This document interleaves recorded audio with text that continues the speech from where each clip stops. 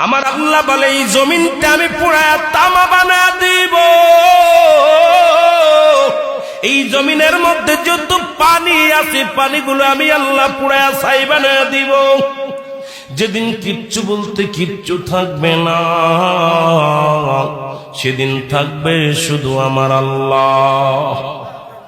আজকে কার জন্য সুদ খাও, কার জন্য ঘুষ খাও, কার জন্য ব্যভিচার করো, কার জন্য অন্যায় করো রে মন, কার জন্য তোমরা এত বাহাদুরি করো।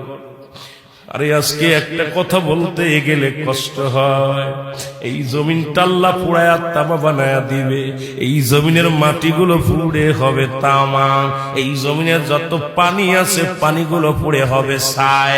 এই দুনিয়ার মধ্যে কিচ্ছু যেদিন থাকবে না, ওই তুরস্কের কত বাহাদুর, কত টাকাওয়ালা মিনিটের মধ্যে 30 সেকেন্ডের ভূমিকম্পে পথের ফকির হয়ে গেছে, রাস্তার ভিখারি হয়ে গেছে।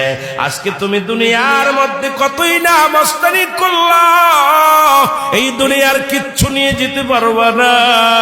এই মুসলমান, 1 নাম্বার মানুষের মৃত্যু হলে 1 নাম্বার বিপদ হলো মানুষের মরণ, 2 নাম্বার বিপদ হলো কবর, 3 নাম্বার বিপদ হলো কিয়ামতের ময়দান।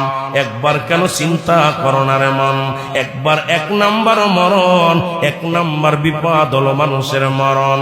এই মরণের পেয়ালা পান করতে হবে, এর মধ্যে কোন সন্দেহ নাই। জোরে জোরে চিল্লায়া বলা যাবে না, ঠিক কিনা?